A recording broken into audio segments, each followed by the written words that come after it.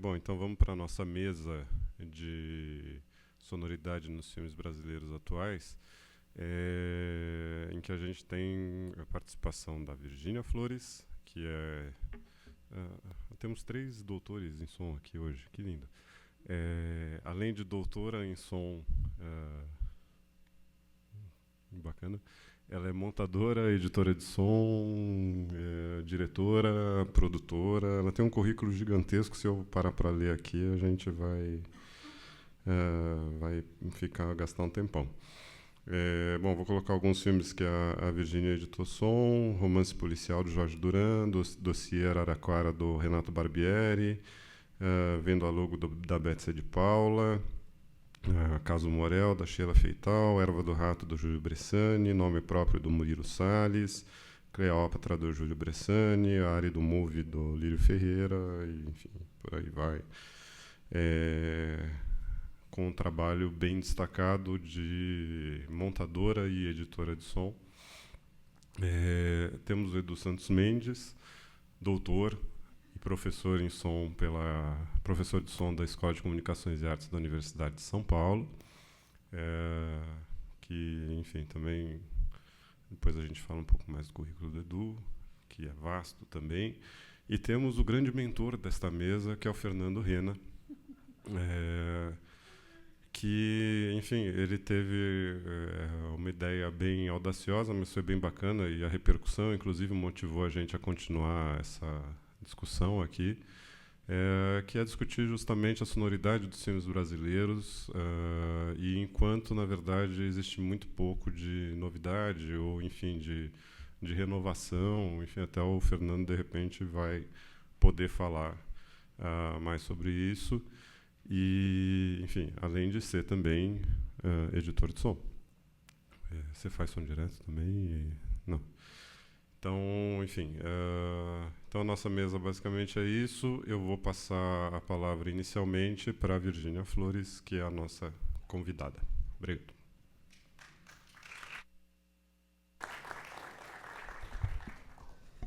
Boa noite. Peço desculpas porque eu estou com a minha imagem sonora comprometida aqui, porque eu estou fanha e rouca. Mas vou tentar falar um pouquinho para vocês. Essa provocação que o Rena fez lá em Conservatória. Se a sonoridade dos filmes brasileiros contemporâneos estão muito parecidos uns com os outros, será que eles não estão se repetindo? Enfim. Falando um pouquinho disso, eu acho que tem um lado que realmente acontece, que eu acho que talvez venha da questão da tecnologia e da falta de tempo de elaboração dos projetos. Essas duas coisas alinhadas, eu acho que podem trazer realmente produtos muito semelhantes sonoramente.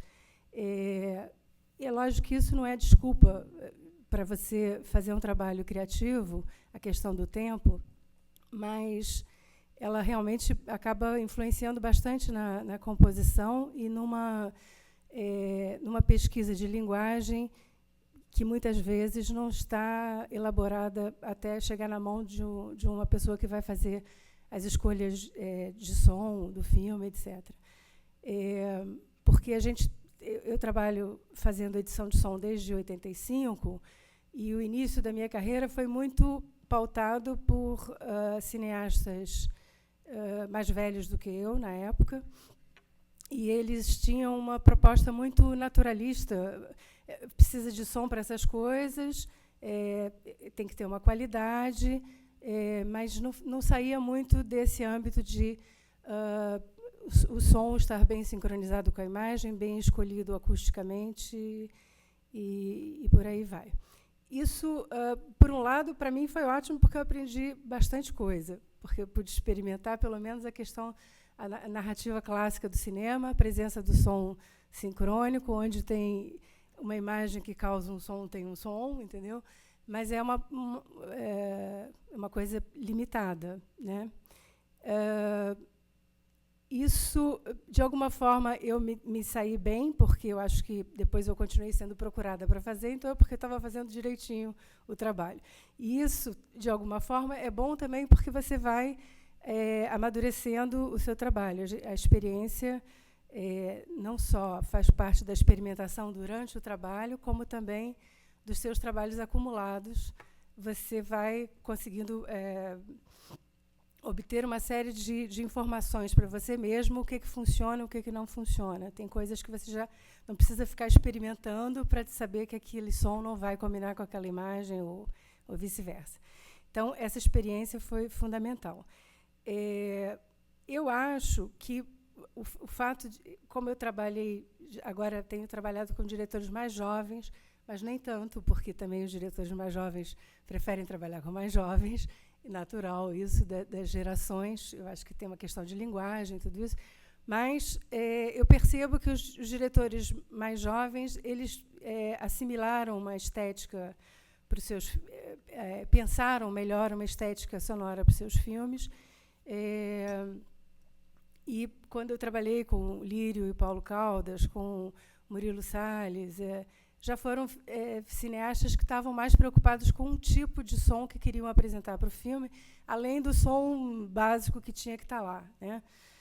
E isso se adensou quando, em 95, eu comecei a trabalhar com Bressani, e aí a gente fez 4 filmes onde eu fui montadora de imagem e editora de som, e depois eu fiz mais 2 só como editora de som, e essa parceria acabou, já faz parte do meu passado, mas foi uma experiência muito interessante, porque eu acho que de todos os cineastas com quem eu trabalhei, em termos de linguagem de cinema brasileiro, foi o mais aberto, digamos assim, o mais, apesar de ser o mais autoral, era o mais aberto a propostas, né? Porque para ele o filme estava sempre em movimento e ele só ia estar acabado quando tivesse acabado, realmente. Então, a gente podia experimentar muita coisa.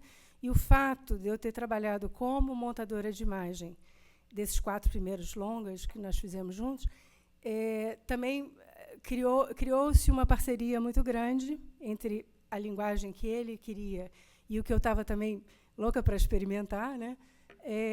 Isso criou uma liberdade muito grande de trabalho, de proposições, e pelo fato de você trabalhar com a maioria das vezes no cinema dele, o som não está sincrônico com a imagem, muitas vezes.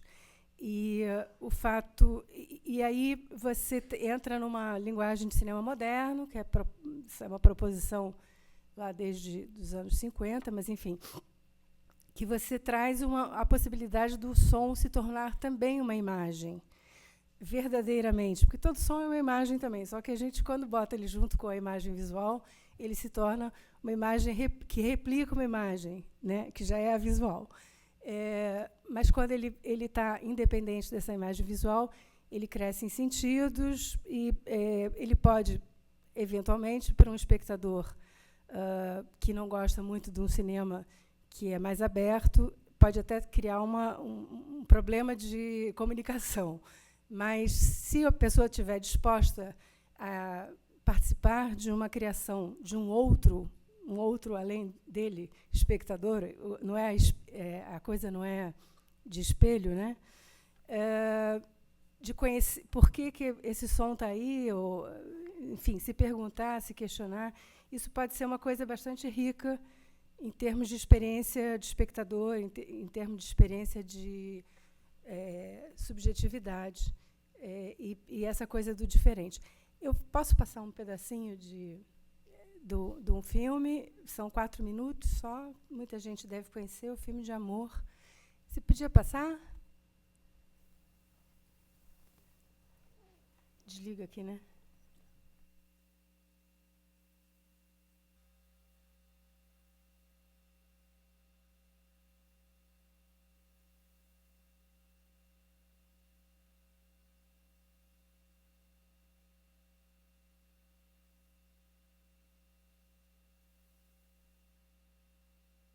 Ok. Claquete. Carta número 8C1, primeira claquete de fim. Atenção. O som já está. Câmera. Câmera foi. 8 é em primeira. Câmera. Pode ir. Ok, quando quiser, Júlio. Som. Rolou. Sequência 5/6, plano 3, take 1. Ação.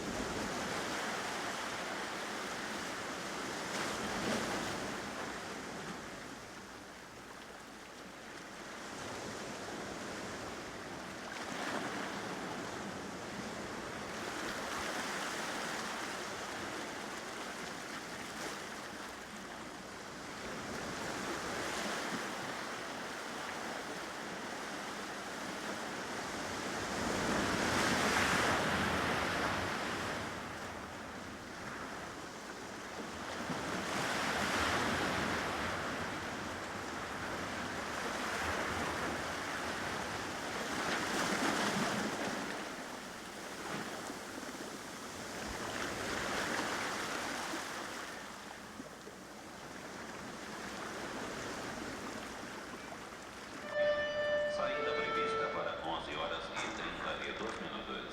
Saracuruna, via Gramacho, plataforma 12, linha M. Saída para o ramal Belfort Roxo. Saída para Belfort Roxo, plataforma 12, linha L. Saída prevista para 12h10. Embarque somente nos 5 carros da frente.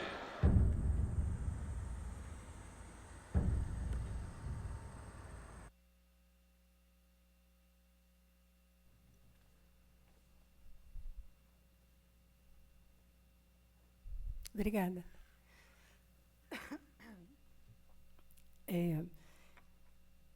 Então, esse é o prólogo do filme de amor. E comentar... Depois, quando a gente for fazer as perguntas, eu queria saber, e aí vocês me respondem isso aí, eu vou perguntar, mas não precisa responder agora, se alguém ouviu algum som que não pertencia aqui a essa sequência. Tá? Queria comentar sobre especificamente esse som, que é uma chamada de uma estação de trem, né? O Juarez Dagoberto fez o som direto desse filme, e esse filme tem diálogos, apesar da gente não ter ouvido nenhum aqui. E esse som ele gravou lá no Rio de Janeiro, na Central do Brasil, sem saber se ia ser usado ou não, porque tem algumas cenas de interior de trem durante o filme, e ele devia estar lá, e ele, como bom técnico de som, gravou esse som que eu acho lindo, de uma qualidade e uma e um signo muito grande dessa coisa. A gente acabei usando, porque, como editora, eu sempre escuto todo o som direto do filme e descobri esse som lá, apesar de que ele não pertencia a nenhuma imagem. E aí resolvi propor de usar ele nesse letreiro. Eu também participei um pouco da criação do letreiro, que seria, digamos, a chamada das letras, né, e a formação desse nome. Esse som tem esse signo todo de realmente de chamada, né? Então e esse filme ele tem muita coisa de atração,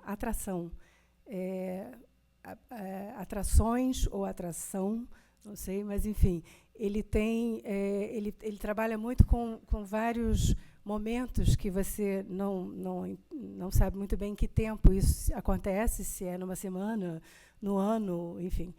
E então ele tem muitos quadros, como o cinema de atrações, os primeiros cinemas, né, que eram atrações de circo, no meio do teatro de vaudeville, etc. E o próprio Eisenstein também usava esse termo de montagem de atrações quando ele trabalhava em teatro, tinha essa coisa. Então, enfim, esse som foi uma coisa que aconteceu, ele não tinha esse propósito. E eu acho que a gente tem alguns momentos, pelo fato de eu estar editando a imagem desse filme, talvez eu tenha tido bastante tempo para pensar no som desse filme. Eu sinto um pouco, hoje, assim, mais dificuldade com relação a essa questão de desenvolver o som de um filme, até porque tenho montado muito poucas imagens, e isso, então, distancia você e você fica um pouco mais para a ponta do final lá do trabalho. Mas eu acho que continua muito variável essa questão de linguagem, que eu acho que o som, como a direção de arte, como a fotografia, como todos os outros elementos de um filme, eles estão juntos com o filme, eles não nascem sozinhos, nem são passíveis de ser sozinhos, entendeu? Né? Eles existem junto com um projeto, né? Então, eu acho que tem projetos que têm mais essa união. Eu fiz Noites de Reis, do Vinícius Reis, o ano retrasado, e tivemos uma conversa muito boa desde o começo, quando ele estava montando a imagem, já fui procurando sons para o filme, já fui fornecendo coisas, mas isso não acontece sempre. O que é legal isso é porque você não dá uma ideia e o diretor se assusta com a sua ideia. O legal é você ir criando essa ideia junto com ele, para você poder ter também ele também tem um tempo de digerir as situações, e não só na teoria, porque se você fornece alguns sons lá para a montagem, isso pode se tornar palpável, mas, porque é uma linguagem difícil entre diretor e editor de som, ou sound designer, ou supervisor de som, é uma linguagem muito difícil, nem todos os diretores sabem se expressar.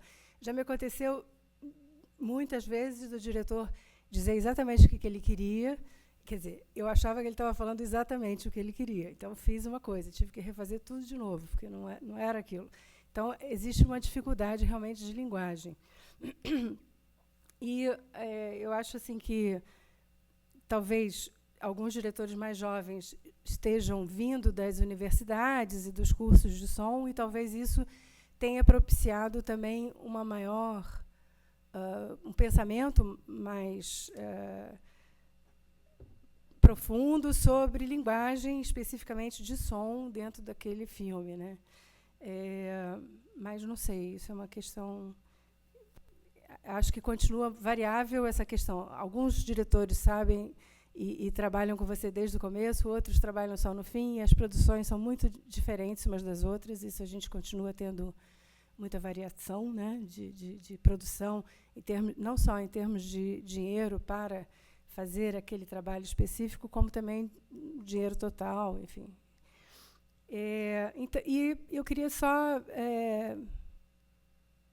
não sei, acho que eu vou falar depois mais um pouquinho.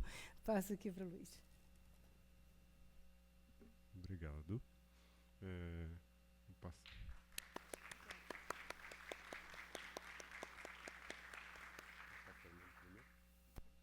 Então, eu queria que o Fernando falasse, por favor.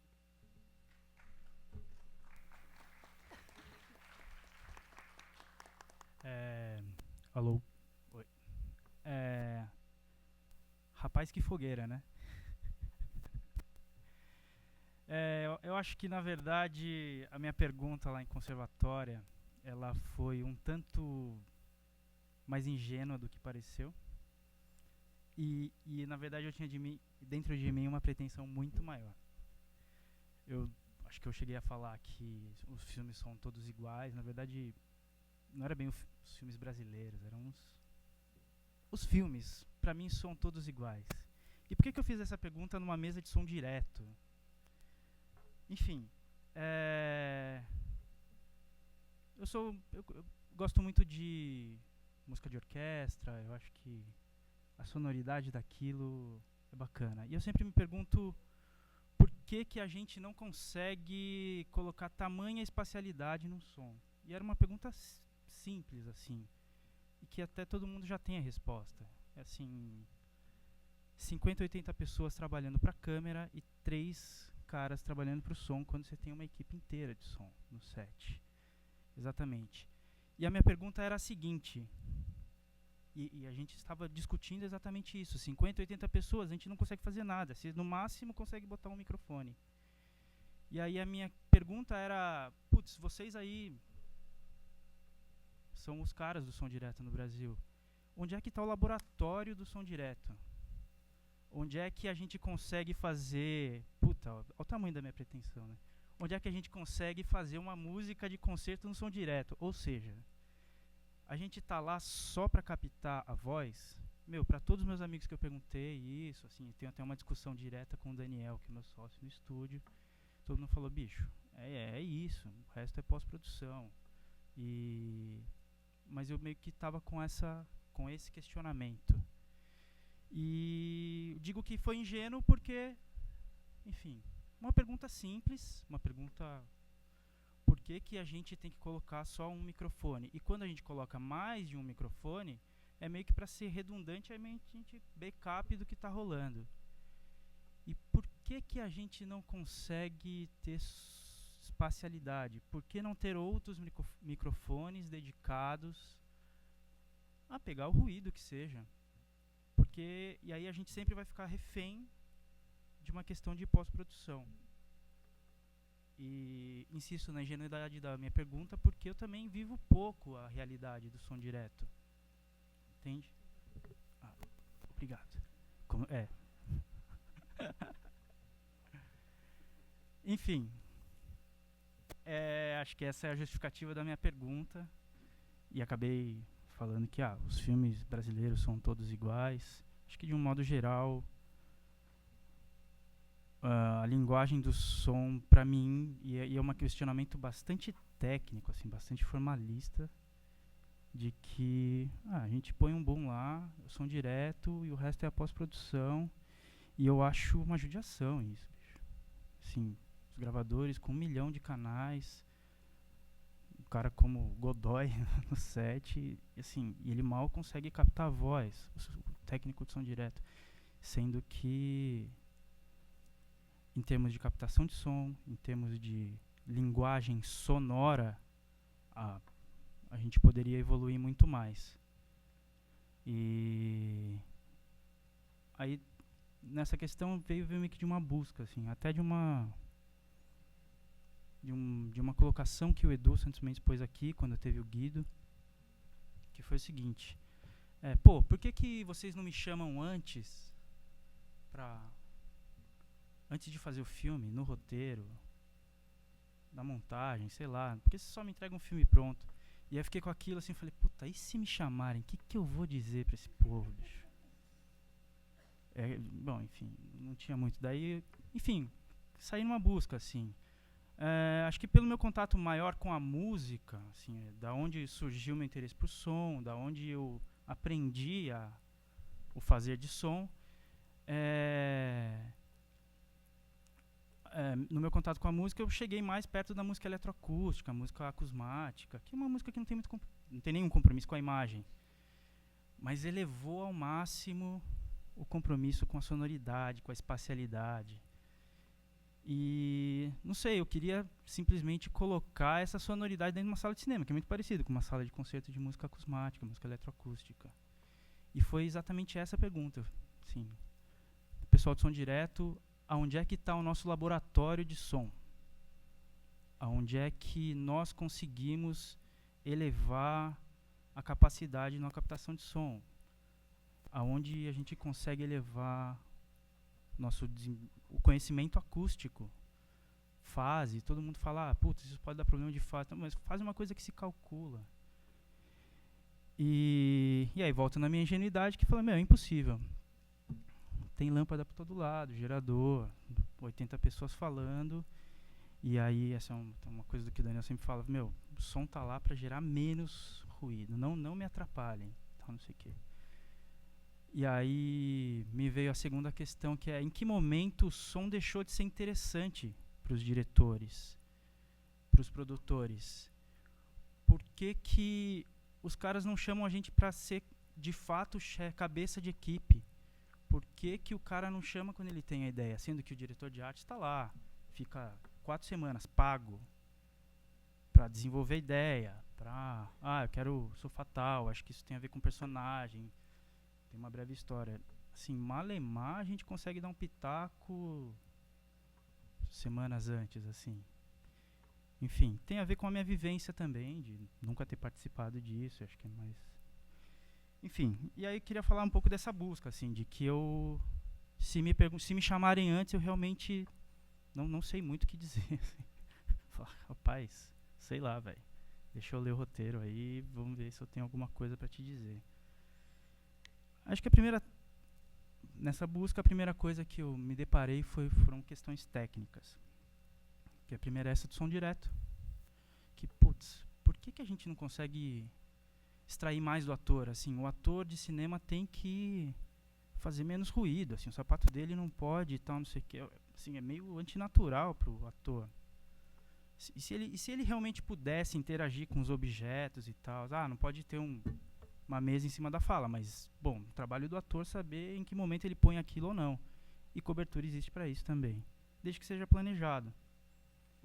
E essa é a primeira questão. E aí a segunda questão que eu entrei, assim, aí pensando nos elementos do som, por isso que eu dei o nome de formalista, sei lá se está certo isso, foi o sincro. Eu acho que tem a ver como eu comecei a trabalhar com cinema. Foi com a Miriam Biderman e eu comecei editando passos. E era isso, assim. Falou, aprende a fazer isso que o resto vem, assim. Foi bem difícil, assim. Aí, a imagem tinha que encostar e aí eu botava o som quando o pezinho encostava. Mas quando não tinha o pé, eu falei, mas por que raios a gente é escravo desse negócio do sincro, assim? E aí me veio essa questão, e aí até que o Daniel Turini, meu sócio, ele fez um curta que ele tinha um personagem. E esse personagem falava fora de sincro, assim. E aí a neta da personagem falou assim, mas vó, por que você é assim? Por que você fala só depois que sua boca mexe, assim?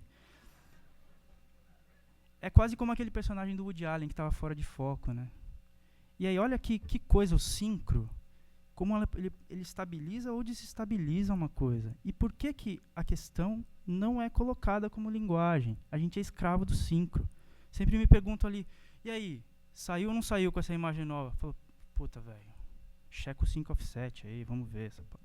Difícil o sync. Assim. Então, esse foi o segundo questionamento. Eu não avancei muito depois disso, né? Eu fiquei nessa segunda aí.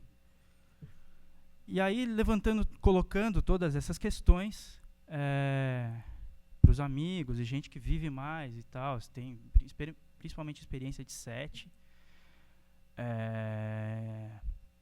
o pessoal falava assim, é uma questão de produção.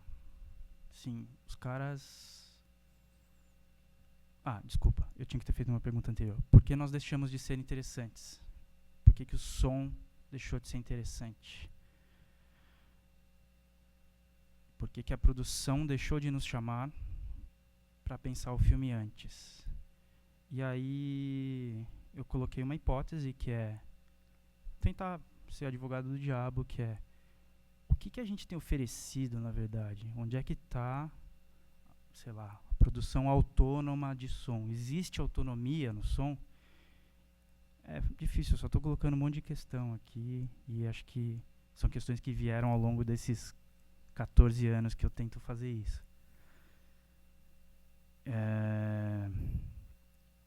Enfim, por que raios a gente deixou de ser interessante?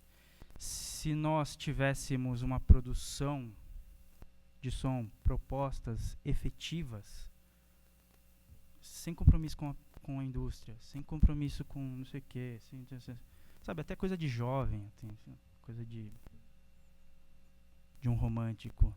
Será que ter mais propostas efetivas não daria mais material para os diretores se interessarem para o som? E eu coloquei isso como o departamento de som, a classe do som, mas a verdade é um questionamento meu. Assim, eu vivo querendo fazer uma peça eletroacústica antes, para o cara falar, ouve isso aqui antes de você fechar o corte e tal. Oi, você quer perguntar alguma coisa? Será que onde é que está a nossa culpa nessa falta de interesse? Essa foi a primeira hipótese. Não tenho resposta. Acho que não, é uma tentativa. Eu vou tentar vender esse peixe até alguém me sacanear. E a segunda, não é nem hipótese, é que tem a ver com a linha de produção mesmo. Assim, a gente não tem valor na cadeia, mas acho que isso foi falado sempre e tal. Foi esse o meu ponto. É até aqui que eu consigo sustentar ele. Obrigado.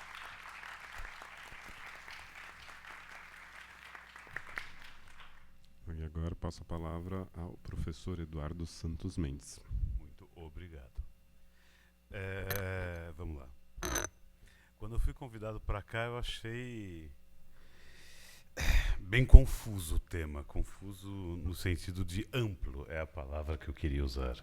Não, porque quando se fala sonoridade no cinema brasileiro, primeira pergunta que você faz, existem sonoridades no cinema mundial? Vamos tentar traçar por aí, para saber se a gente se espelha em alguma coisa, tem onde andar. Sim, você tem algumas sonoridades no cinema mundial, é um fato, né? A sonoridade francesa é diferente da sonoridade inglesa, que é diferente dessa sonoridade hiperrealista norte-americana de filme de ação, e assim por diante. Legal. Porque então você consegue até definir que existem classes de filmes que soam de maneiras diferentes. Dá para você exacerbar essa ideia e ir longe com ela e assim por diante. Mas eu parto do princípio, acima de tudo, que não existe uma sonoridade no cinema mundial. O que você tem são filmes. E os filmes têm sua sonoridade. Isto lá é um fato. Você pode ter um autor mais forte. Tem um antipuff desse. Tá bom assim? Funciona? Nada. Então, os filmes que pedem a narrativa que eles são, os filmes que dizem se eles vão ser... Os filmes que dizem que se eles vão ser verossimilhantes ou eles não vão ser verossimilhantes. Os filmes que dizem se eles são um filme ensaio ou se eles são uma comédia de erros, né? Eu acho que você tem, sim, uma estrutura narrativa formal a cada filme e você tem que acompanhar, na verdade, a proposta. É este que é o barato. Dá para delirar, se for pensar sobre estruturas formais, narrativas, estilos de linguagem, você consegue ir longe com essa ideia, né? Se você pega, por exemplo, um filme americano de ação, o que você tem? Você tem esse chamado hiperrealismo que esses caras gostam de usar. Ou seja, cada cápsula da metralhadora que cai no chão faz plink junto com o tiro e a bomba e todo mundo que está explodindo, cada um no seu espaço sonoro, mas com uma sensação de muita presença, né? O som direto basicamente feito com lapela, onde você também tem a mesma sensação de presença. Na verdade, está todo mundo um passo à frente. Usa a música no fundo, vai alternando, é claro, mas usa a música para dizer para você por onde sentir, quero rir, quero chorar, vou me emocionar. E assim por diante. E temos uma estrutura fechadinha. É uma estrutura, por exemplo, que o ambiente some, desaparece.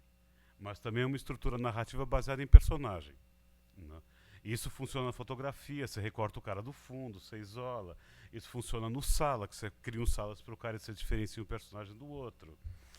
Se você pega um cinema mais tradicional francês, eles usam o espaço também como um elemento. Então não é só o personagem, sim o espaço que esse personagem está.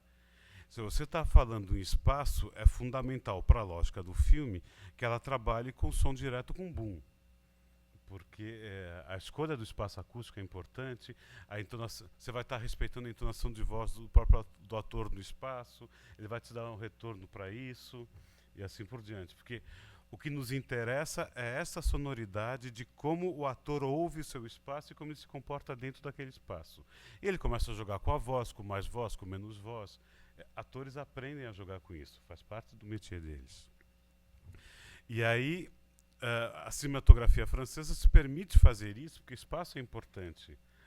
Não uma cinematografia de ação, é uma filmografia feita em cima da ação. É uma filmografia feita em cima dos personagens, da situação social, do espaço onde eles estão, e assim por diante.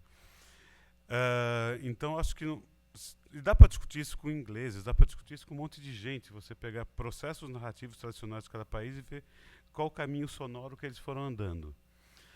No Brasil, você não tem, historicamente, nenhuma manifesto mesmo. Da mesma maneira, deixa eu voltar para trás. Se você pega a Nouvelle Vague, ela tem claramente um manifesto onde a captação de som direto é condição fundamental para a sua existência. Que a ideia de ir para a rua, atrás da cidade, ir aos locais onde a cidade está, e assim por diante, para eles não basta o que que o neorrealismo italiano tinha feito antes, que é tirar a câmera e ir para a rua. Eles querem ouvir os lugares onde eles estão também. A criação do Nagra é um barato, permite isso. Mas você tem toda uma estrutura onde você tem um manifesto estético pró-uso de som. Né? É declarado isso. E se você segue conversa, se você começa a ler coisas no SMPTE Journal, você vai nas entrelinhas vendo que existe toda uma concepção estética sendo formada também, que vai gerar esse hiperrealismo americano. Né? Eu não acho... Então, mas o que existem são filmes. Você vai ter filmes nos Estados Unidos com a sonoridade X, você vai ter filmes na Inglaterra, na França, com a sonoridade Y. Quem domina são os filmes. Do que eu penso, tudo isso são ideias, tá? Estou jogando ideias. No Brasil, que você não tem, nunca teve, assim, você tem um grande percurso verossimilhante do som, né? Historicamente. Aí você vai ter uma ruptura do cinema novo, uma hiper-ruptura no cinema marginal, né? Aí você vai rompendo os códigos, ok, daquela verossimilhança, mas você não tem, a não ser a montagem do som, literalmente, você pensar na montagem do som, que nem o pessoal da Nouvelle Vague também pensava na montagem do som, né? Você não tem o pensamento da sonoridade, do timbre, da captação, do tipo de microfone, e assim por diante. E o que você tem, na verdade, e essa situação que eu acho que a gente tem hoje, é uma mescla de pessoas que pensam de maneiras diferentes e usam equipamentos diferentes, até pela sua própria formação. Estou falando agora dos profissionais que estão nessa história, né? Na maneira que eles foram formados. E é isso que vai definir também um tipo de sonoridade, né? A gente não tem tone master no Brasil, que seria o que faria que a nossa formação ficasse igual. Uma faculdade de terceiro grau para som, pensando o som, né? Então, acho que cada um vem de um lugar, e os nossos diretores também têm essa mesma formação individual, né? Você não tem uma educação sonora tradicional no país, né? Então, se você pensa assim, eu penso na minha formação, penso na formação do Laroca. Assim, a formação do Laroca quando ele resolveu, conversando com ele, quando ele resolveu entrar nesse mercado de editar som, ele foi estudar filmes americanos, começou a decupar, começou a tentar reproduzir. O Armando entrou junto na jogada, né? E eles foram aprendendo um código muito bem. E o código que eles usam hoje desse hiperrealismo americano, eu acho que eles fazem maravilhosamente bem, né? E que vem da formação deles, que vem de como eles foram aprendendo a história, né? A minha formação é dentro de uma escola de cinema, então eu já vejo a coisa como uma escola de cinema, vai te ensinando.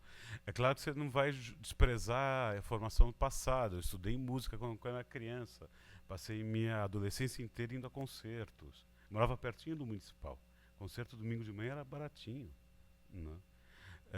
Então você tem uma formação cultural, você tem uma formação de escuta, de como você escuta as coisas, né? De sonoridade. Você escutou o quê? Você cresceu ouvindo no fone de ouvido, ouvindo no